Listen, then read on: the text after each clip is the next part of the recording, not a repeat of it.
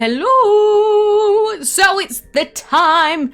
Earlier today, we did have the full Ancient Earth event timeline released to us, which does mean that on Monday the 14th, the new Ancient event will be beginning. And of course, during the Plant Ancient event, we did manage to get all the dragons and we got Frosky, and I did upload an entire guide for that event when it first came out. I'll probably do the same for the Ancient Earth event, but today we will be going through all of the details regarding this new Ancient Earth event, because they were posted and we get the updates in my server. But again, if you do want to actually see what a previous Ancient event looks like in DML, you can always check out the Plant Ancient event, but there have been some changes since then. But, you know, these sorts of videos show you the dragon board, the bingos, those sorts of things. It'll probably be a very similar format, just with some slight changes from the sounds of it, but we'll go through all of that. So earlier they posted Origin of Earth timeline, new events, new ancients, and new rewards. Of course, we already know that all the new ancients, what they are, and what their elements are. But the main thing about this is knowing what events are coming up. So without further ado, we are going to be doing a lot of reading today. So if you can stick by me, and I will try and explain things as I go along if it's relevant. But to begin with, it was posted by DML. Hello trainers! The latest saga in our unraveling adventure with the Ancients will start on June 14th at 12 PM GMT. That's GMT, take into account time zones please, blah blah blah blah blah. We've got plenty of fun events to enjoy too. So, of course, the main thing from the 14th to the 12th of July is Dragon Board. So roll the dice and move around the board to unlock chests and collect dragons in the main event of the Origin of Earth. So the rare dice chest reward, this time around there will be no reward dragon inside the rare dragon board chest, meaning every player will unlock event currency when opening these chests.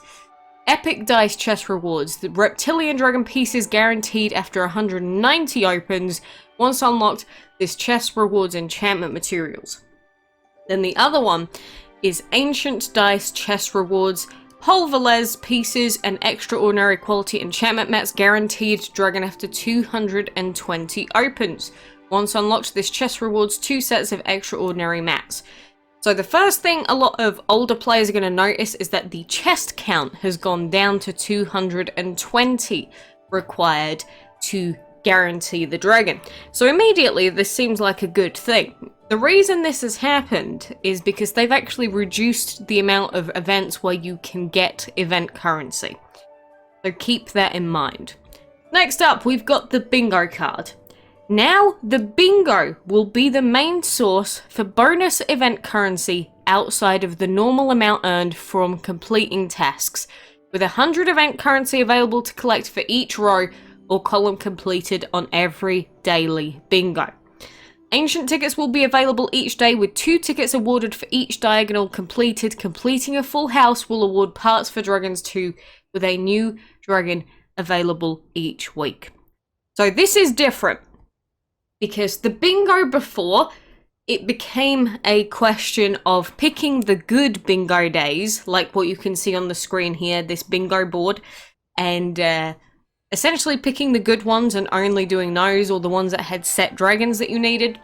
But now the bingo is apparently going to be the main source of extra event currency, which may mean that we may have to do every bingo. We're going to have to do the calcs when the event comes out, but this is a big change, because if you were doing or trying to do every bingo before, it was actually a really bad idea.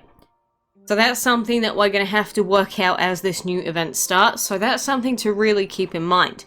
Next up, Double Trouble. As always, the story of the Origin of Earth will unfold within the Double Trouble battles. Score double rolls of the same number with the Dragon Board event twin, or to advance the Double Trouble meter and defeat challenging battles to collect ancient tickets and unlock the final reward, the Epic Skunk Dragon.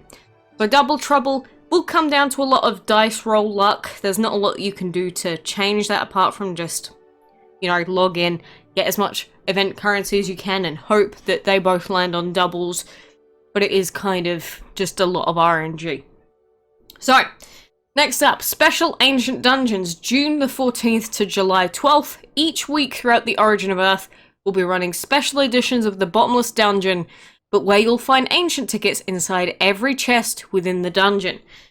So this looks like, instead of us only having the Ancient Dungeon every second week, we're going to have it every week. So this looks like a change similar to Divine Fest, but you know, we'll see how it works out in terms of the numbers, because the chest drop rates are going to be the big deciding factor. July 12th to the 19th, Catch-Up Dungeon. The week after the Origin of Earth event has ended, there will be a second chance to find parts for any of the ancient event dragons within the Bottomless Dungeon. Inside the dungeon chest, there's a chance to find parts for Fundiju, Polveles, Toy Fairy, Reptilian, Tropic, Razor Helm, and Orange Throat. So all of the others, apart from the Ancients and Toy Fairy, are repeats. So that's a thing. Collection events. By hatching dragons during the Ancient event, you'll be able to complete special collection events to earn yourself more dragon rewards. You know, we always have lots of collection events going on, and of course there's the ultimate one where we can unlock Enroja. But we've got Midnight Rendezvous, June 14th to the 21st. Hatch the following and you'll unlock Nocturne. So you need Ivory, Razor Helm, and Jinqui, which is the Ancient Dungeon, Ancient Epic Chest, and Dragon of the Week rewards. First Impressions. Hatch the following and you'll unlock the brand new Debutante Dragon for your collection. So for that we need Memorial, being the Ancient Dungeon reward, Cowpoke, who's going to be a Dragon of the Week, and Fennec, who is a Bingo reward. Tezacueva Rising, June 14th to July 19th. Hatch the following dragons to add the powerful Ancient Earth of Shadow Dragon, Tezacueva, to your collection. So for that we need Reptilian, Skunk, and Toy Fairy. So for Tezacueva, the purple one, we need to get the Epic Dragon Board reward, we need the Double Trouble reward, and we need the Legendary Dragon out of the chest. And then of course, finally, we have Enroja Rising. So to get Enroja, we need to get Polveles, who is the main Dragon Board reward, Fundiju, who is the main Ancient Chest reward, and Tezacueva from the collection event. This is the ultimate sort of collection event for this whole event, like Frosky was. So instead of it being Frosk, of course, it's going to be Enroja. And look at Polveles there, cool boy. So Ancient Chests, June 14th to July 12th. Opening chests will reward you with pieces of one dragon from the pool below, as well as extra food gold. Special decorations. Tickets are collected by winning Double Trouble battles, completing bingo cards, and taking part in the dungeon. As an added bonus, one chest can be opened for every 25. The dragon parts you can get from the chests are Fundiju, Toy Fairy, Tropic, Razor Helm, Orange Throat, and Envoy. So, just like with Divine Fest, the main way to get the chest dragon is going to be dungeon grinding. Dungeon grinding, and more dungeon grinding, which was sort of the case anyway, but it's going to be the same thing. And especially having 4 weeks of dungeon, it means that you won't be able to slack off like I have this week, who only has 163 KOs. It's going to be every 6 hours, or maybe less. You might have to gem a bit. You should be grinding the dungeon if you want the chest dragons. Now, this is also why right now you should be focusing on, since we're so close to the event, you should really be focusing on trying to even out your team. So any dragons, if you can get 3 dragons at least, you know, that could work in a dungeon team and you can make them the same level, start doing it now before the event comes up, because dungeon will still be a very important part of this event. So if you want the best chances possible of getting as many ancients, get a solid, put together team, and keep it while the event is on. Now, I know that some people may have wanted to do map progress with a singular dragon, and that's okay, as long as you're doing that map progress and hoarding the food, and you're going to even out your team just before the event begins. If you don't do that, you will have an awful, awful time in the dungeon. And this is also a time where you may be like, hey Quacks, I could see that in your inventory you actually would be able to put an epic witchcraft on your EKES. And you're correct. I do in fact have an epic witchcraft that is planned to go on EKES. The reason I'm not putting this on is because the dungeon scales based on the sigil quality that you have equipped on your dragons. And right now I only have 2 epic sigils. If I were to put on another epic sigil, the enemies would be boosted. That's what our findings right now are showing us from doing dungeon tests, playing around with different rarities of sigils.